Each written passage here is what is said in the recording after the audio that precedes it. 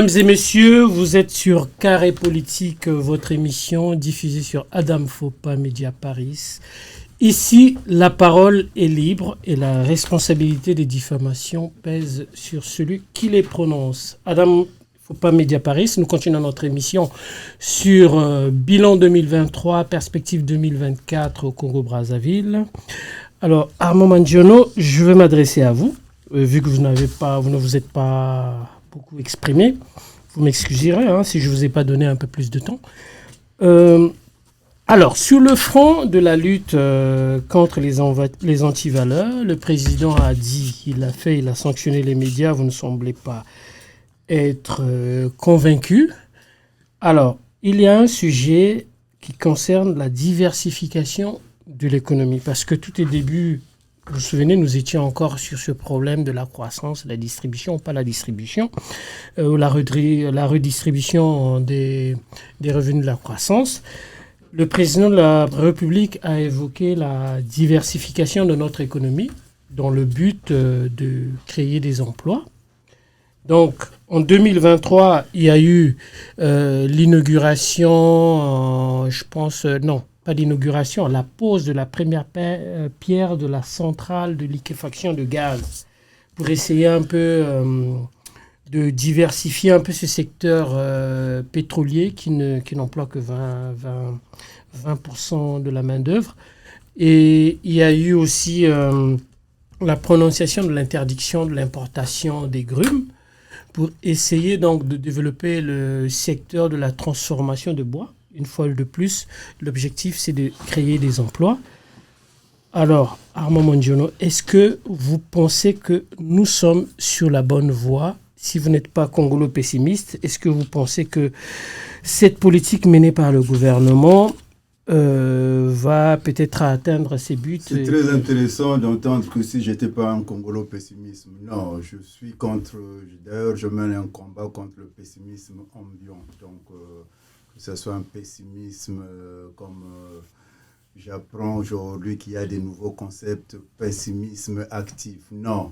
Le président de la République, en nous parlant de la première pose de pierre sur le nouveau gisement, je serais tenté... Non, c'est la centrale de liquéfaction de gaz. Donc c'est pour diversifier le secteur pétrolier. Donc, exact. Je serais tenté à savoir, avons-nous déjà des cadres dans ce domaine? Si ce n'est pas venir faire vendre du vent comme M. Nango l'a dit. Le président de la République est dans une autre galaxie. Il n'est pas dans la galaxie congolaise. Parce que c'est bien parler de ça. Combien de cadres disposons-nous? Est-ce que nous formons des Congolais dans ce domaine? Je pense qu'il ferait mieux de commencer par l'agriculture, comme il a dit. Nous avons entendu dans ce pays-là, nous étions dans les années 70 et ils étaient déjà aux affaires, surtout lui, que l'agriculture était priorité de priorité. Dans l'agriculture, nous n'avons pas de cadre. Dans le pétrole, nous n'avons pas de cadre. À qui vient-il parler? Le président Denis Sassou Nguesso. À qui vient-il parler? Et surtout qu'aujourd'hui, pour moi, je crois qu'il devrait remettre le tablier. À qui il parle? Monsieur Nguedi l'a dit. Nous avons c'est-à-dire, nous avons affaire à un comédien qui vient parler de la jeunesse pendant que nous avons une histoire de Kourouna dans ce pays. Je n'ai pas entendu ce mot dans son discours. C'est quoi la jeunesse? Vous avez suivi son discours, monsieur? Je vous ai déjà dit, est-ce qu'il faut suivre quelqu'un qui vous a déjà dit? Non, mais parce que vous dites qu'il n'a pas dit, raison pour laquelle... Oui, je l'ai suivi. Aucun mot de... il a parlé de la jeunesse dans toute sa globalité. Mais je pense que quand on parle d'un mal, il faut le pointer du doigt. Je l'ai suivi, oui. Ça m'a rappelé le président Marien Ngouabi avec les Yankees dans la ville de Brazzaville, qui avaient inventé leur monnaie, les TEN et les Jimmy-TEN, mais on avait vu Marien Ngouabi sortir, venir parler, pointer ce problème du doigt. Le président de la République ne l'a pas fait. pour dire que nous avons affaire à un bon bonimenteur. Tout ce qu'il dit, 4% d'économie, de croissance plutôt. Je repars toujours sur le panier de la ménagère. Parce que si les 4% de croissance ne sont pas, on ne les voit pas, ne se traduisent pas dans le panier de la ménagère. À qui il parle? Au député Croupion? Il ne contrôle pas l'action du gouvernement. Ce sont des effets. Aujourd'hui, ça je peux le dire, en face de M. Denis Sassou Nguesso, je ne sortirai que tous ces discours. Et ma question serait, pourquoi rien n'a été appliqué? Nous n'allons pas chercher des diables là-dedans. Donc, le problème du Congo se repose sur une incompétence généralisée qu'il faut revoir. Les cadres ne manquent pas. Quand on regarde dans la diaspora même tout ce qui se passe, c'est des équipes qu'ils viennent former et qui représentent la diaspora. Non, quand on est chef de famille, on appelle tout le monde. Monsieur le Président est passé ici, il nous a parlé des éboueurs. Au lieu d'être éboueur, il faut rentrer. Mais les gens, quand ils vont rentrer, dans quelles conditions? Quelles sont les conditions qui sont données si ce n'est pas donné à un membre du clan? Au problème de la sécurité, nous avons vu aujourd'hui les auxiliaires de police qui se substituent en magistrats. Dernièrement, on a vu le général Ndengue aller sanctionner des policiers à Pointe-Noire. Est-ce que c'est son rôle? Nous sommes sur la diversification économique, Armand Journou. Alors, M. Timo Léon qui dit, René Dumont, dans L'Afrique est mal partie, a dit ceci: toutes les révolutions industrielles ont été précédées par la révolution agricole. Armand Mangiano vient de dire qu'il fallait commencer par l'agriculture. Est-ce que vous pensez que le front de la diversification économique tel qu'abordé par le président de la République, c'est comme mettre la charrue avant les bœufs? Très belle question. Mais le problème, ce n'est pas forcément commencer par l'agriculture ou par commencer par la diversification, je ne sais de quoi. Le problème, je ne voudrais pas paraphraser un des dirigeants africains, c'est que le problème, nous ne sommes pas sérieux. Quand on commence par l'agriculture ou qu'on commence par la diversification de l'industrie pétrolière, nous ne sommes pas sérieux. Quand on commence par limoger 23 magistrats, nous ne sommes pas sérieux dans la lutte contre les antivaleurs. C'est tout. C'est un problème de confiance. C'est un problème de l'objectif de ce que nous faisons. L'éthique dans tout ça. Ah oui. L'éthique. Justement. C'est ça la véritable question. Dans ce que nous faisons, est-ce que nous mettons en priorité l'éthique? Tout à l'heure, nous étions, excusez-moi, je vais revenir, mais un laps de temps tout simplement, sur les antivaleurs. Vous m'avez posé la question de savoir si Monsieur le Président de la République, qui va limoger 23 magistrats, est-ce que ce n'est pas un acte? Moi, je veux bien le féliciter. Si c'est ça la lutte anti-valeurs, non. Démocratiquement, la lutte contre les anti-valeurs, on pose un texte juridique. Parce que ça doit concerner l'ensemble de la population. Ceux qui se font attraper parce qu'ils n'ont pas respecté la loi, ils vont être punis. Mais je pense que c'est le cas, parce que je ne pense pas que la suspension des magistrats était arbitraire. Non. Je pense que c'était basé sur le règlement qui régit le fonctionnement de la justice et non également le comportement des magistrats. Je ne suis pas sûr que ça a été arbitraire. Je n'ai pas dit ça. Je suis dans la construction. Je veux tout simplement savoir qu'aujourd'hui, si réellement nous voulons mettre un peu de justice dans notre vie, on commence par constituer un texte juridique qui va interdire ou faire accepter un certain nombre de choses. Monsieur Timo, excusez-moi, peut-être que vous ne savez pas, il y a une commission, comment vous appelez ça, Evrad, vous pourrez peut-être m'aider. Il y a une entité qui est dédiée à la lutte contre les détournements. D'ailleurs, c'est un ministère, carrément. C'est carrément un ministère. Donc, je pense que la structure en soi existe.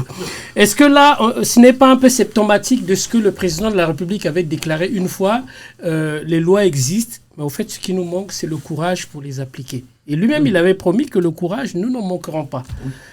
Mais voilà pourquoi je disais tout à l'heure que... C'est-à-dire que c'est la performativité du discours présidentiel dans la mesure où il a dit, il a sanctionné. Non. Est-ce qu'on ne devrait plutôt pas l'encourager à faire davantage?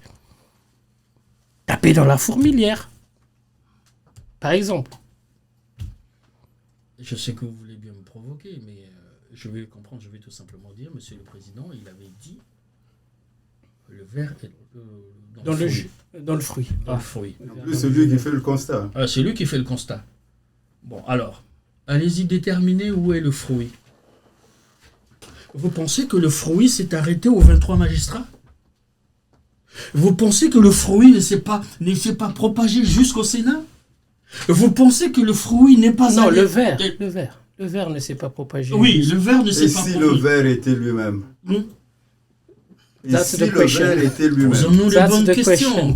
Posons-nous les bonnes questions. Sur les antivaleurs, quand aujourd'hui, moi, je ne suis pas ni gouvernant, ni quoi que ce soit. En plus, je suis à l'étranger. Quand vous lisez dans la presse Ebatagate, c'est à quel niveau? C'est au niveau des 23 magistrats du Congo? Non. Ne rentrons pas dans ces débats-là, monsieur le journaliste. Ce que nous voulons, nous voulons construire le Congo. Nous voulons construire le Congo, il faut poser de nouvelles bases, il faut se poser des bonnes questions, il faut être conscient. Exact. Voilà la question qui se pose. Maintenant, les petits débats des 23 magistrats, vous savez, c'est du journalisme pur, ça. Evan Nango, à vous. Donc, diversification de l'économie. Alors, le président, sur ce front, il essaie un peu de diversifier dans le domaine pétrolier pour essayer de dépasser le cap des 20%. Donc, il y a la centrale de liquéfaction de gaz. Dans le domaine forestier, il y a donc cette interdiction d'exporter les grumes qui va certainement booster le secteur de la transformation. Donc, qui va nous permettre de créer des emplois. Est-ce que vous pensez que nous sommes sur la bonne voie? Est-ce qu'il y a des choses qu'il faut rajouter? Vous êtes un homme politique, donc président du parti MODEC. Je pense que vous avez dû pencher sur la question. Quel est votre avis? C'est de l'incantation. Depuis, ça fait des décennies qu'on parle de diversification de l'économie. Mais rien n'est fait. On ne doit pas attendre 2023 pour nous annoncer que le Congo veut diversifier son économie. Ça fait des décennies qu'on en parle. Mais qu'est-ce qui a été fait sur le terrain? Rien. C'est du vent. Voilà. C'est du pipeau. Les Congolais attendent que notre économie soit diversifiée. Il ne suffit pas non plus de diversifier, mais ce qui existe doit aussi compter aussi dans la comptabilité nationale parce que le Congo exporte le bois. Mais où va l'argent du bois? Nul ne le sait. L'argent du bois n'est pas comptabilisé dans la comptabilité nationale. On n'en parle pas. On ne parle que du pétrole. Les gens parlent que du pétrole. Il y a le bois. Le feu président Massamba Diaba avait fait quoi pour diversifier l'économie congolaise? C'est avec l'argent du bois. Mais pourquoi aujourd'hui l'argent du bois n'est pas comptabilisé dans notre économie? Pourquoi? Donc il ne suffit pas de parler de diversifier l'économie. Le concept, il est noble, mais il faut passer aux actes. Et c'est là où ça pêche. Bon, on parle de l'agriculture. Oui, l'agriculture, priorité des priorités. Ça fait des décennies qu'on a décrété l'agriculture comme priorité des priorités. Mais qu'est-ce qui a été fait concrètement? Rien. Voilà. Donc, je pense que tout doit être structuré. Et sans formation professionnelle, en tout cas, je pense que tout ce que nous disons sur la diversification économique, rien ne produira parce qu'il faut compter sur les Congolais. Un président de la République qui parle de diversification de l'économie, qui compte sur les étrangers. J'ai vu ça nulle part ailleurs au monde qu'au Congo-Brazzaville, où on compte sur l'apport des étrangers pour diversifier notre économie. Ça se fait nulle part ailleurs. Il faut d'abord compter sur les ressources de l'étranger, c'est simplement humaines et naturelles d'abord. Aux investisseurs, vous savez très bien. Mais les investisseurs vont venir investir dans quel climat des affaires? Déjà au niveau du classement business doing, le Congo est parmi les pays les derniers on pays. revient là-dessus sur l'affaire des magistrats, ça passe aussi à je sais pas moi, ce clean sheet. Oui, mais le système judiciaire congolais donc c'est pour aussi dans le classement des Nations Unies. Oui, mais le climat des affaires, c'est déjà ça. Donc, non, mais le climat des affaires n'est pas assaini. Le climat des affaires, il y a une lourdeur administrative. La lourdeur administrative, mais il y a aussi le problème des magistrats. Enfin, bon, bref, nous allons passer à un autre sujet. 2023 s'est terminé par une note très malheureuse, notamment la mort de ces jeunes gens dans les gymnases du stade Ornano. Alors, en 2003, le président, sur ce front de la jeunesse, qu'est-ce qu'il a fait? Il a présenté la première promotion des diplômés de l'université panafricaine de Kintélé. Plusieurs jeunes étaient envoyés en rééducation à Aubeville et puis un autre site. Combien d'emplois créés? Je pense, si je ne me trompe pas, 6700 dans le domaine de la santé, une promesse de 10 000 emplois, voire même 100 000 emplois promis par le président de la République sur ce front. J'ai entendu le rire d'Armand Mandiono. Oui, mais toute sa vie ne fera que promettre. Quel est votre avis sur la question, sur le front de l'emploi de la jeunesse, sachant que 2024 a été déjà l'année de la jeunesse, donc 100 000 emplois ont été créés? Promis. En 2009, il avait promis combien? Moi, je ne sais pas. Vous êtes un militant politique, vous nous apportez les chiffres et nous, on ne fera que les diffuser. Au moins 44 000 emplois. Voilà. Aucun. Si ce n'est pas les petits, comment on appelle ça, les petits shops de télécell et machin de téléphone. Qu'on arrête de se moquer des Congolais. Qu'on arrête. Le Congolais d'hier n'est même plus le Congolais d'aujourd'hui. Les générations ont changé. Moi, je pense qu'il faudrait que nous rentrons dans les... Que Monsieur le Président prenne le courage de s'asseoir. Nous n'allons pas l'arrêter. Qu'il discute avec les Congolais. Parce qu'aujourd'hui, nous comprenons on ne va pas faire digression. Moi, je suis sur le front de l'emploi des jeunes. Il n'y a rien. Moi, aujourd'hui, tous les jeunes de ma famille, c'est moi qui les entretiens. Il n'y a pas de boulot. Ce n'est pas parce qu'ils ne sont pas partis à l'école. Donc, j'ai commencé à vous dire que nous étions dans un théâtre. Et le premier comédien, c'est M. Sassou Nguesso, qui joue très bien son rôle. Vous avez parlé des jeunes qui sont morts à Ornano. Mais je ne veux pas rentrer dans une dimension plus irrationnelle. Nous sommes dans les pratiques, il faut sacrifier les jeunes. Voilà, c'est un autre débat, on ne va pas l'ouvrir, mais je pense que oui, parce qu'aujourd'hui, les jeunes, pour avoir le travail, il faudrait qu'ils deviennent... je ne suis pas contre ceux qui se font défoncer leur derrière, mais il faudrait qu'ils passent par là.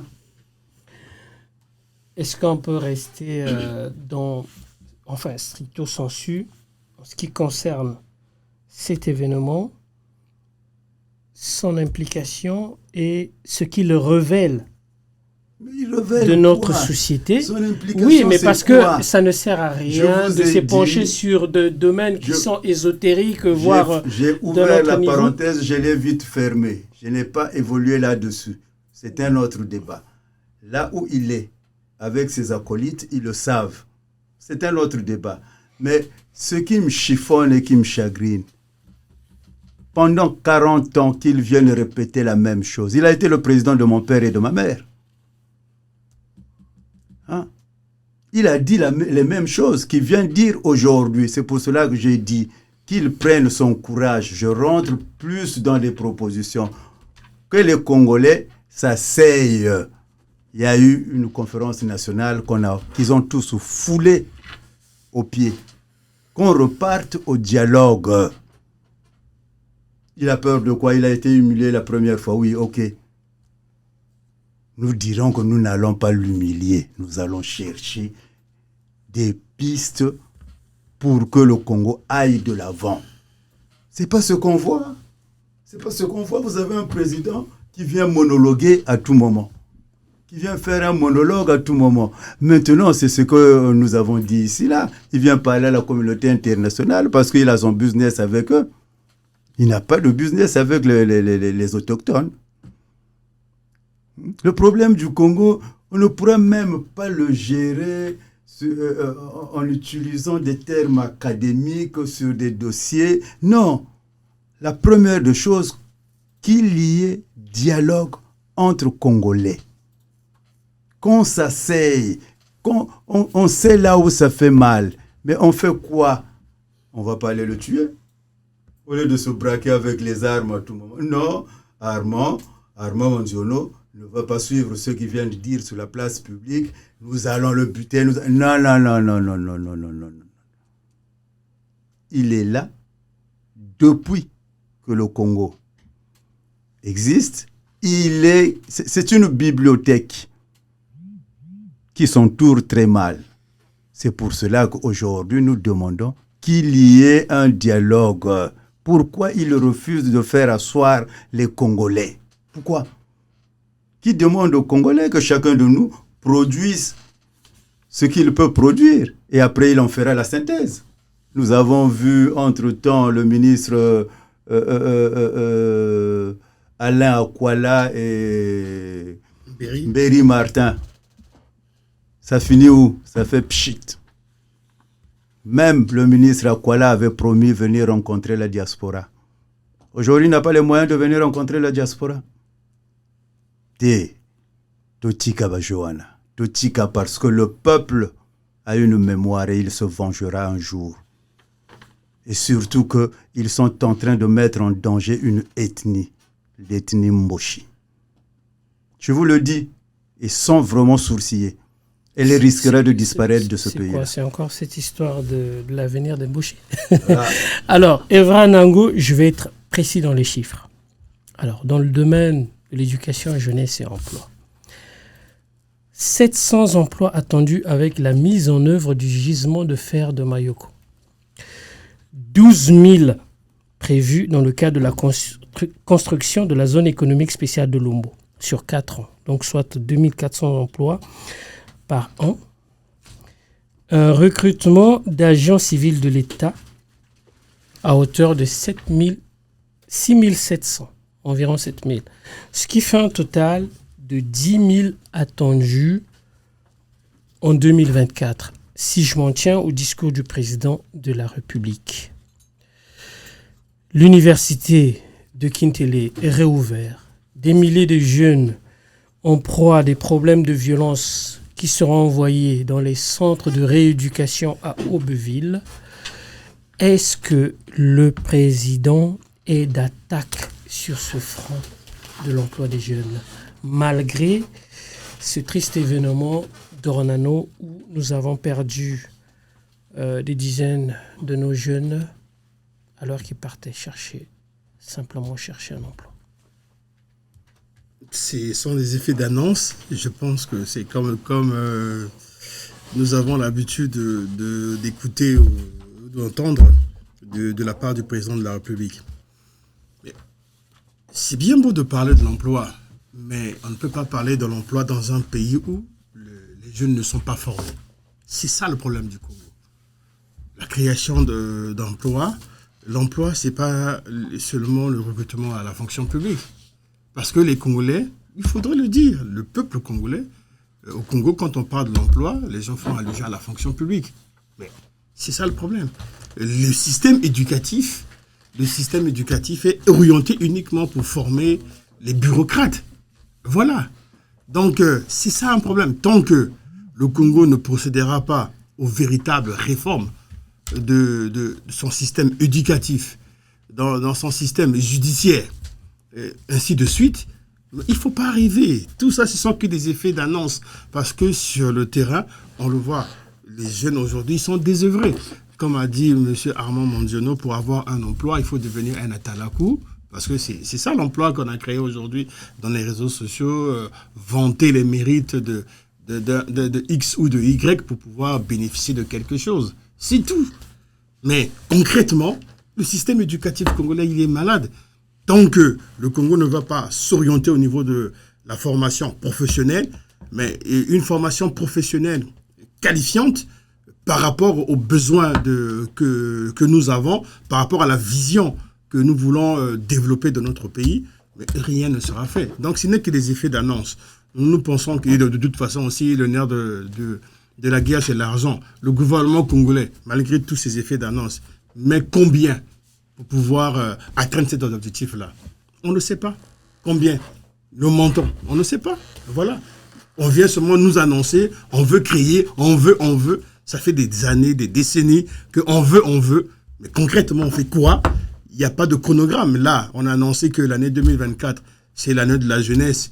Il faut orienter la jeunesse vers l'emploi, la formation professionnelle. Mais il n'y a pas de chronogramme. On ne sait pas comment est-ce que le gouvernement va procéder, en combien de temps. Rien n'est fait. Donc, les effets d'annonce, en tout cas, les Congolais sont las d'écouter les mêmes choses. Nous sommes fatigués. On veut du concret. Si, tel que M. Armand Mondiono l'a dit, si le président de la République estime qu'il ne peut plus, mais il n'a qu'à passer le témoin à d'autres personnes qui seront capables demain de changer les choses, d'apporter de l'espoir aux Congolais qui ont perdu tant d'espoir. Ces jeunes qui sont morts au stade Orlando, mais c'est l'emploi, ils cherchaient que du boulot. Ils ne cherchaient pas autre chose. Mais si franchement, trouver du boulot devient ce parcours de combattant où il faut laisser sa vie, ça ne vaut pas la peine. Parce qu'aujourd'hui, le Congo a besoin de sa jeunesse, cette jeunesse désœuvrée qui n'est pas qualifiée, et voilà, qui manque de repères. Il n'y a pas de rôle modèle non plus dans notre pays, parce qu'aujourd'hui, la réussite sociale au Congo passe par la politique. C'est pour cela que tout le monde se rue dans la politique, parce que dans la société, on n'a plus de rôle modèle. Les gens qui ont réussi par l'effort, par eux-mêmes, non, on n'en trouve pas. Là, quasiment, tout le monde aujourd'hui passe par la politique pour réussir dans la vie. C'est pour cela que ça devient voilà, la voie par excellence de tout le monde pour pouvoir se trouver une place au soleil. Et ça doit changer. C'est pour changer ça, je pense qu'il faudrait procéder vraiment à des véritables réformes. Et les réformes, le gouvernement actuel est incapable de réformer de fond en comble le pays. Et c'est ça le problème de notre pays. Alors, M. Timoléan Kedi, Erreur a dit « La fonction publique ne doit pas être la panacée », mais moi je vais reprendre les termes du président de la République pour mieux le dire. L'État ne peut ni s'ériger en unique employeur, ni apporter une réponse durable à l'inactivité de la jeunesse. Quel est votre avis dans cette question, sur cette question? Monsieur Morani, j'en souris. J'aurais pu le croire, j'aurais pu accepter ses propos, j'aurais pu me dire non, écoutez, il a envie de travailler, on va attendre voir. Mais il y a plus de 40 ans qu'il est là. Alors sur ces promesses, je préfère m'en tenir à un grand homme politique français, pour ne pas le citer, M. Jacques Chirac. Les promesses n'engagent que ceux qui les entendent. Alors moi, j'ai pas envie de les entendre. Parce qu'il y a 40 ans qu'il nous a promis, personnellement, et je le dis à titre personnel, je n'attends plus rien, Monsieur le Président de la République. Dommage, je ne suis pas le seul. Et il y a beaucoup des Congolais qui n'attendent plus rien de lui, sauf dans son microcosme. Au-delà de penser la formation des jeunes, au-delà de penser de l'université de Kintélé, au-delà de penser l'État, qui ne peut employer tout le monde. Mais ces promesses-là, nous les avons entendues depuis très longtemps. Vous pouvez, vous, me citer une seule promesse qu'il a pu réaliser en 40 ans, sauf pour son microcosme. Moi, je vais parler du Congolais lambda. C'est la question. Donc, je préfère maintenir... C'est moi qui pose les questions, effectivement. Quand il dit que moi, je le Congolais ne doit pas compter sur... Non, l'État ne doit pas être l'unique employeur. Oui. Mais moi, j'aimerais bien lui poser la question de savoir qui est l'État pour les Congolais. C'est pas la deuxième famille. Mais l'État-providence, c'est une façon de dire qu'il faut mettre fin à oui, maintenant, Non, il n'y a pas d'État-providence au Congo, je suis désolé, il n'y en a pas. Il se dérobe même de ses charges. Il vient le dire, là, il démontre que nous avons un président vraiment incompétent qui ne comprend rien. Libre à vous, monsieur Armand Manjono. Excusez-moi, je veux finir avec ça. Nous avons une famille biologique qui nous supporte jusqu'à l'âge de la majorité. Et après, cette famille-là, après avoir joué son rôle, c'est l'État qui nous prend en charge. Qui veut dire qu'après un cursus, l'État doit assurer. Mais M. Sassou vient nous dire que l'État ne peut pas assurer. Qu'il s'en aille. Non, l'État ne peut pas assurer la totalité de la charge. Ça c'est une façon de parler. Ça, nous avons, comme j'ai dit, nous avons affaire à un grand bonimenteur. C'est son rôle. Le cursus est fini. M. Nguedi vient de le dire. Il a même cité son ami Jacques Chirac. Non, je dis un grand président. Mais c'est un ami. Mesdames et messieurs, vous êtes sur Adam Fopa Média de Paris. Non, carré politique. Armand Manjono, nous allons passer à. Monsieur Sassou est pitié des Nous allons passer à la dernière rubrique de notre émission sur les perspectives 2024. Alors, perspectives 2024. Ça a été dit par le président de la République. Je reprends. La croissance démographique de 4% fera que le Congo comptera 10 millions d'habitants à l'horizon 2030.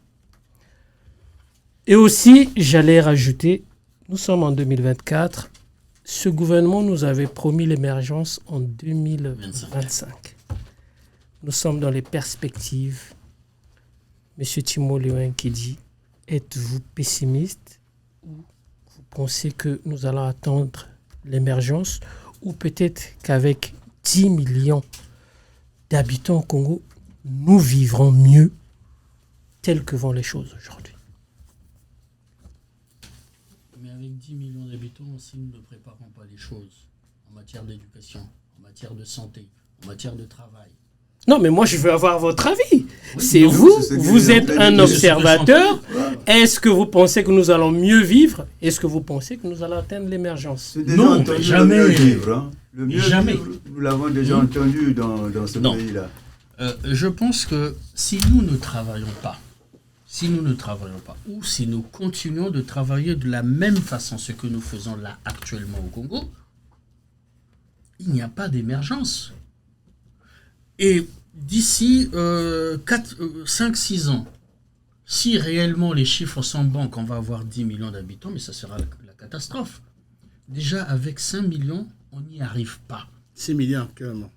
Bon, 6 millions. On n'y arrive pas.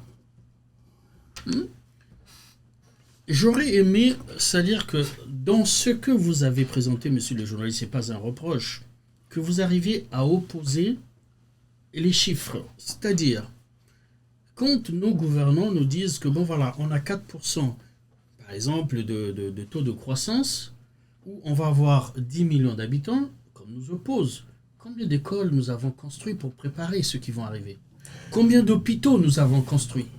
Et pourtant, les moyens, nous en avons eu et nous en avons. En tant que Congolais, en tant que pays, en tant que République, en tant que nation. C'est ça la véritable question qui se pose. Donc, moi, je suis pessimiste. Voilà. Vous avez une proposition à faire sur ce plan? Ah, voilà. Nous avons discuté, mais j'en suis content. Mais je suis heureux que vous me posiez cette question. Alors, en un mot, dans la situation actuelle du Congo, la seule chose, c'est le changement, quoi qu'il en coûte. Le changement. Les Congolais doivent être conscients. Pas seulement les Congolais, l'Afrique doit être consciente. Que nous devons avancer. Comme le disait Martin Luther King, si nous ne pouvons pas voler, il faut qu'on court. Si on ne peut pas courir, il faut qu'on marche. Si on ne peut pas marcher, il faut qu'on rampe. L'important actuellement, quoi qu'il en coûte, il faut que nous avancions. Et le Congo a reculé. Maintenant, aujourd'hui, tout le temps, on a parlé de M. Denis Sassou Nguesso. Visiblement, moi, je n'ai rien contre la personne. Moi, je suis contre sa gestion. Et à partir de là, vous savez, pourquoi lui? Nous sommes visiblement indépendants depuis 1960. Ça fait 64 ans, globalement. Combien de temps est-il resté au pouvoir? Il peut peut-être venir nous expliquer. Nous n'aurions pas tort de dire que le mal congolais a un nom. Le mal congolais a un visage. C'est à lui de venir nous expliquer qu'est-ce qui s'est passé. Du haut de ses fonctions, du haut de ses compétences depuis tant d'années. Il a déjà assumé pour les autres. Il a déjà assumé. Bah oui, s'il a dit qu'il assume, mais quand on assume, il y a réparation. Eh ouais. C'est ça la question. Maintenant, c'est ça. Pour moi, les perspectives, c'est ça. Quoi qu'il en coûte, il faut que nous, les Congolais, nous changions. Il faut que nous prenions conscience.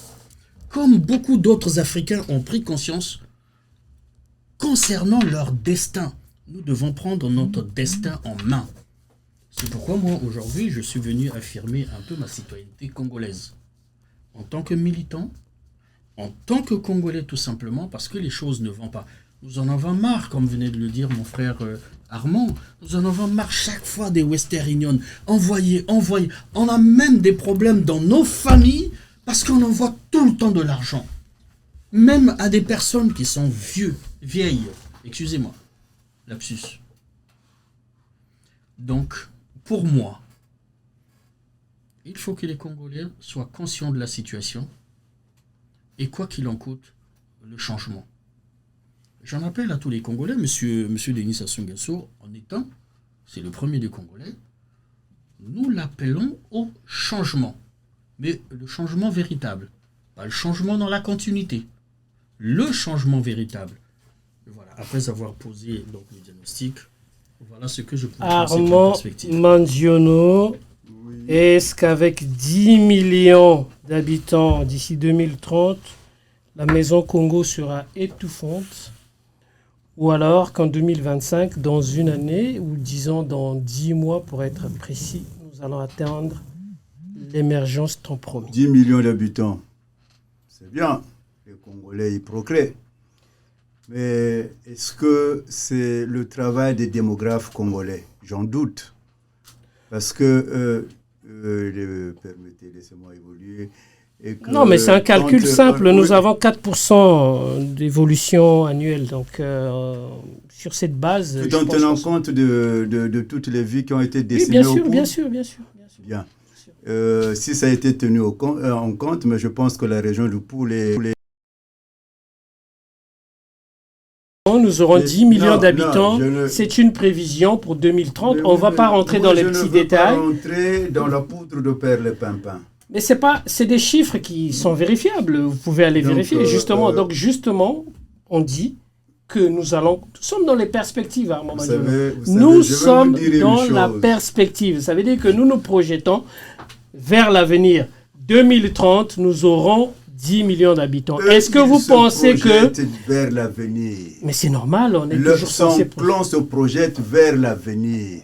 Parce que moi, en tant que Congolais, j'ai une doléance déjà pour lui. Oui, pour le président de la République. Ça ne peut pas se faire par des cadres d'un seul coin, comme ça se passe. Voilà, j'arrive au changement, parce que c'est ça. Simple. Et le changement doit avoir un déclic. Et le déclic du changement devra partir du dialogue que je ne Armand cesse Mangiono, de lui demander. nous Vous me sommes donnez des chiffres, dans je ne les veux pas les avaler. perspectives. C'est des menteurs. Le Congo n'aura même pas 10 millions parce qu'ils ont tué. Voilà, et ils n'ont pas de politique familiale. Donc, on arrête de venir mentir les gens. Nous sommes dans les prospectives. Je suis parti sur la base du recensement général de la population. Tu es un voleur de temps quand même, hein, tu parles beaucoup. Moi, je veux maintenant continuer. Parce que je demande au président de la République deux choses. Qu'il fasse asseoir les Congolais. Dans une famille, il y a toujours eu des problèmes. Et quand il y a des problèmes, on s'assoit. On ne peut pas dire que ceux qui ne sont pas d'accord ne m'aiment pas. Je vais vous aider, Armand Mangiono. Je vais vous aider. Laissez-moi finir. Mais je vais vous aider. Ouais. Il a été créé sur la place de Paris le comité des sages de la diaspora. Ah putain. Excusez-moi. Tu m'amènes encore là. Le comité de sages. Et moi, Mangiono, je n'ai jamais été contacté. Armand, excusez-moi. Hein? Je suis le plus visible de la diaspora dans les réseaux sociaux. Armand Mangiono. Agnès Ounou ne me connaît pas. Vous pouvez me laisser poser ma question? Oh non, enfin, attends, quoi, tu es en train de jouer à quoi là? Je ne joue à rien. On vient faire les trucs de la diaspora. Ici là, moi, Mangiono, on m'appelle pas. Je vous pose une question qui est simple. Je veux vous aider. Vous parlez de dialogue. Et puis on a besoin des sages de la diaspora pour dans notre les choses au Congo là-bas. C'est constitutionnel. Attends, mais c'est quoi? Tu joues à quoi là? C'est constitutionnel. Nous sommes, la Constitution appelle à la création de ce qu'on appelle... Depuis quand vous Est-ce que vous avez lu la Constitution congolaise? Est-ce que j'ai besoin de lire la Constitution congolaise pour être écoutez, congolais? Armand Mangiono, si nous sommes dans ce domaine, vous devez quand même lire... La Constitution congolaise, c'est la famille, ma famille qui D'accord, mais il est prévu la création des conseils consultatifs. Voilà, une façon de piller encore les deniers publics. Donc, il y a les sages, les sages de la diaspora. Qu'est-ce qu'on en a fait, les sages de la diaspora? Armand répondait à ma question. Vous parlez de les sages de la diaspora. Vous avez même une plateforme politique qui a été créé spécialement pour ça. Mais si vous ne faites pas les démarches pour aller voir ces institutions, ce ne sont pas ces institutions-là qui devraient appeler les Congolais. C'est nous qui devrons faire les démarches pour aller vers eux. Mais moi, je vous dis... Mais donnez-moi votre avis là-dessus. Moi, je vous dis, moi, Armand Mangiono, celui qui va m'ignorer est un sorcier. Je suis dans tous les réseaux sociaux. Et j'ai un blog où je publie ma pensée. Armand Mangiono, sur les perspectives, s'il vous plaît. Vous êtes pessimiste ou optimiste? Optimiste ou pessimiste par rapport à l'atteinte de l'objectif? Je ne peux pas être pessimiste parce que la vie... Donc 2025, pour vous, le Congo sera émergent. Si le président nous écoutait... Non, ça c'est un échec. Un pays ne peut pas être émergent en une année. Mais le processus avait démarré, raison pour laquelle on est en passe d'atteindre 2025. Je vous pose la question. Ils ont échoué, c'est des incompétents. J'ai dit que c'était des comédiens. Les Congolais ne mangent même pas un seul repas, sauf le microcosme. Moi, je veux finir mes propositions. Je veux finir mes propositions.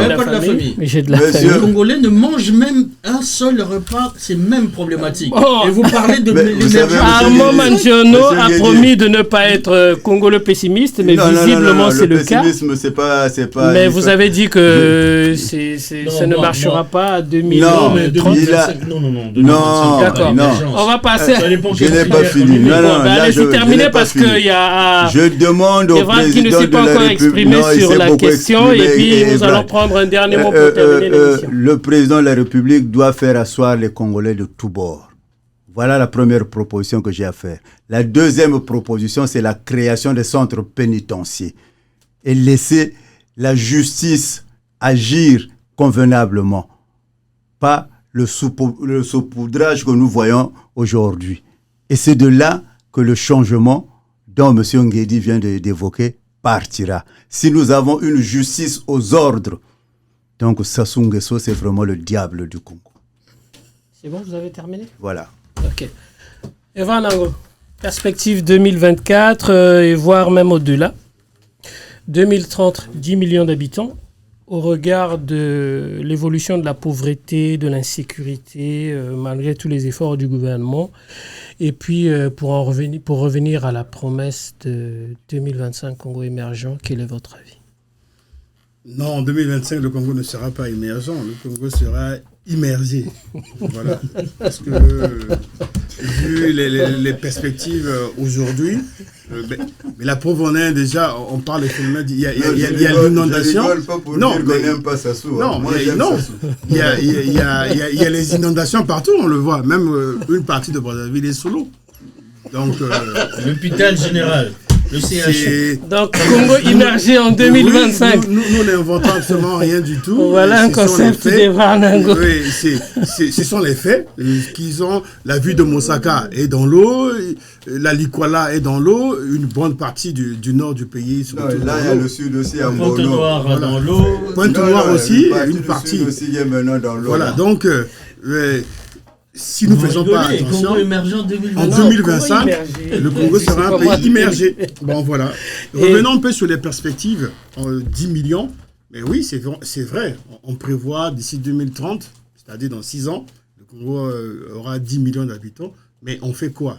Gérer, c'est prévoir. Quand on gère, on prévoit, on anticipe.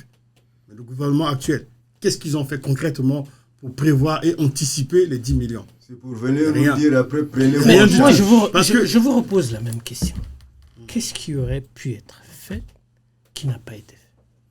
Mais qu'est-ce qui pouvait être fait qui n'a pas été fait? Mais les grandes réformes, un pays ne peut pas avancer avec les vieilles méthodes, la vieille politique. Que quand non, vous parlez avec tant que nous n'allons pas vous allez réformer. construire un pays. Nous, au sein du MODEC, une tribu ne peut pas construire un pays. Au sein du MODEC, on a prévu que le Congo soit un État-providence. Parce que si le Congo étant un État-providence, qu'est-ce qu'un État-providence? C'est un État qui procède à la redistribution des richesses. Le peu que l'État puisse le distribuer à l'ensemble des populations. Parce qu'on a un sérieux problème au niveau social. Au niveau social, en tout cas, on n'a pas une politique sociale dans notre pays. L'Issungi? Non, ça, c'est pas une politique sociale. Ça, c'est une aide que le gouvernement a mis en place. C'est une aide. C'est une aide, mais c'est pas une politique sociale. Le Congo n'a pas...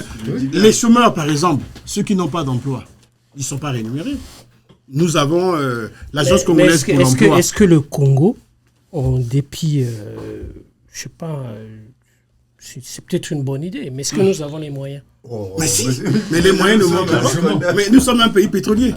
Mais le Congo étant un pays pétrolier, et j'ai évoqué que, voilà, en dehors du pétrole, nous exportons le bois. Il y a d'autres minéraux aussi. Il y a des gisements qui sont exploités, par exemple, dans le pays, qui ne rentrent pas dans la comptabilité de l'État. Monsieur Nango. Bon, on va... Monsieur Nango,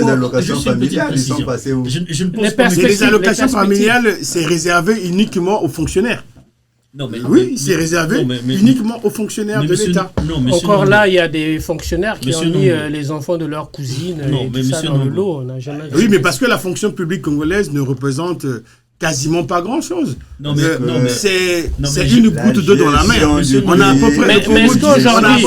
Non, mais juste entre guillemets, sur la question des allocations familiales. Est-ce que vous pensez qu'aujourd'hui, par exemple, une sœur qui ne travaille pas, qui n'est pas de la fonction publique, qui perçoit son allocation parce qu'il a eu des enfants, plutôt que ce soit son frère qui est fonctionnaire, qui prenne son fils, qui le déclare comme le sien. Mais un pays ne peut pas évoluer dans la magouille. Non, mais c'est comme ça que ça se passe dans notre pays. Parce que justement, c'est pour ça que je dis, est-ce qu'on ne devait pas le personnaliser? C'est-à-dire que dire que c'est celui qui a sa famille qui doit percevoir. Justement, mais c'est ça le rôle de l'État. Le rôle de l'État, c'est quoi? M. Sassou doit faire asseoir les Congolais. C'est pour voir tous ces paramètres. Parce que moi, je parle de ces magouilles parce que je le sais. Il y a des fonctionnaires il a un seul enfant, enfin biologique, qui est son fils biologique, mais qu'est-ce qu'il va faire? Il va ramasser les enfants de ses sœurs, de ses cousines. Il va se faire augmenter son salaire, mais quand ses sœurs vont avoir des problèmes, il est incapable même de donner. Attendez. Alors qu'il perçoit indûment ce qui devait leur être versé. C'est facilité par le modérateur. C'est lui le complice. Monsieur le modérateur, monsieur le journaliste, Je ne pose pas des questions. Bon, on a fait digression, mais on était dans les perspectives. Ah oui, non, mais oui, dans les perspectives. Moi, dans les perspectives, pour éviter tous ces problèmes-là, je demande la conscience des Congolais et changeons. Mais le changement ne se décrète pas. Non, mais justement, Quand il demande la conscience, il demande parce que l'engagement des Congolais. Les Congolais ne s'engagent pas dans leur... Est-ce que ceux qui sont aux affaires aujourd'hui ont cette volonté que les choses changent? Non. Il a raison de parler, c'est l'engagement des Congolais.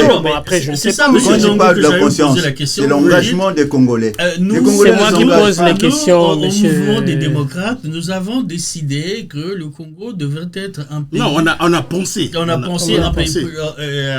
Faire du Congo un État-providence. Un État-providence. Oui. Mais avant d'en arriver là, c'est que si vous pensez que faire du Congo un État... Excusez-moi, messieurs, nous acheminons vers la fin de notre émission, donc je vais vous demander un dernier mot. 1 minute chacun pour terminer. Je commence par vous, monsieur Kedi, qui avait la parole. Un dernier mot pour la conclusion? Oui, pour la conclusion, parce que sur les perspectives, je pense qu'Evra Nango pourra revenir sur s'il n'avait pas terminé sur les perspectives, et puis terminer par là. On terminera par Armand Journal par la suite. 1 minute. En tout cas, merci beaucoup pour cette discussion. J'espère bien que ça va continuer de façon que nous apportions quelque chose pour un changement, pour un Congo nouveau. Pour tous ceux qui sont là, nous sommes tous d'accord que le Congo est malade. Si nous sommes conscients que le Congo est malade, quelles que soient les raisons... On n'a pas eu un invité qui devait représenter la tendance du pouvoir, malheureusement. Non. Si nous sommes conscients que nous avons des problèmes dans notre pays, changeons, prenons conscience de notre destin et allons au changement. C'est pourquoi moi... J'ai pensé d'abord à la conscientisation, que chacun de Congolais soit conscient des difficultés qu'il a, soit conscient de manque d'avenir, soit conscient de manque de perspective, pour aller vers le changement qui va lui apporter donc ce bonheur tant attendu dans son pays. Conscientisation, changement, et j'allais rajouter à titre personnel, quoi qu'il en coûte. Merci. Evan Nango, votre dernier mot sur les perspectives, et puis pour les perspectives, et puis vous ce que vous n'avez pas dit sur vous voulez terminer sur les perspectives, et puis votre dernier mot sur l'émission. Bon, je pense que je vais peut-être conclure pour plus gagner de temps. Pour que je sois un peu plus percutant. Je pense que le Congo a un problème d'hommes. Partout, ailleurs où il y a eu des changements, on a vu, le cas du Gabon par exemple, ce que le président actuel, Brice Oligui, est en train de faire, ça n'a jamais été fait au Gabon, au temps de le président Ali Bongo. Je pense que le Congo a un problème d'hommes. Tant que le Congo aura toujours les mêmes dirigeants et la même classe politique, je pense que les problèmes du Congo vont perdurer. Le Congo, c'est un grand malade. Tous les diagnostics ont été faits, mais pour les appliquer, il faut de nouvelles personnes. C'est pour cela que moi, je peux que lancer un message d'espoir à l'ensemble des populations congolaises que nous devons faire de notre mieux pour qu'il y ait une nouvelle classe politique, qu'il y ait des nouvelles têtes pour prendre un peu les rênes de ce pays, pour diriger un peu ce pays-là. Mais c'est la volonté politique. C'est pour cela que j'appelle au chef de l'État, quand on est président de la République, on est appelé à être au-dessus de la mêlée, à privilégier l'intérêt général que l'intérêt de son clan, l'intérêt égoïste. Le Congo est en train de sombrer. Le Congo, c'est un pays où il y a de la ressources humaines. Les gens sont là, il y a des Congolais qui sont capables de redresser ce pays. Et il faudrait qu'on leur donne aussi leur chance aussi, parce qu'on veut tous se mettre ensemble pour l'intérêt général. C'est l'intérêt général qui doit primer sur les intérêts particuliers, égoïstes des uns et des autres. Donc voilà un peu le message que je peux donner d'espoir, que le Congo a des hommes capables de redresser ce pays, mais on appelle au sursaut national et que le président de la République puisse se ressaisir, parce que l'année 2024, c'est une année charnière. En 2026, il y aura des élections présidentielles. Et l'année 2025, ça sera une année préélectorale. Donc, c'est l'année où les bases de ce quinquennat doivent être posées et ça doit être aussi palpable. Parce que si en 2024, rien n'est fait, je ne pense pas que dans les jours à venir, les choses se feront. Parce que l'année 2025, ça sera l'année préélectorale. Les gens ils vont se préoccuper pour l'élection de 2026. Et si rien n'est fait, voilà, je pense que notre pays va continuer à sombrer. Le Congo ne manque pas des hommes, mais il faudrait qu'on donne la chance à ces hommes-là de pouvoir apporter quelque chose pour que ce pays puisse avancer. Armand Manziono pour conclure. Ouais, je remercierai déjà toute votre équipe, M. Mougani, et nos frères de Adam Fopa, qui aujourd'hui, je pense que l'Afrique est en train d'aller de l'avant, parce que c'est ça qu'on appelle être panafricain. Moi, personnellement, je suis l'homme qui n'est pas invité sur les plateaux congolais, mais qui s'exprime. Donc, déjà, un grand merci pour Adam Fopa d'offrir cet espace-là où je pense que prochainement, je croiserai même des militants du PCT pour que nous puissions parler convenablement de notre pays. Maintenant, qu'est-ce que je peux dire? Mon problème, c'est M. Denis Sassou Nguesso. Je le répète que c'est un patriarche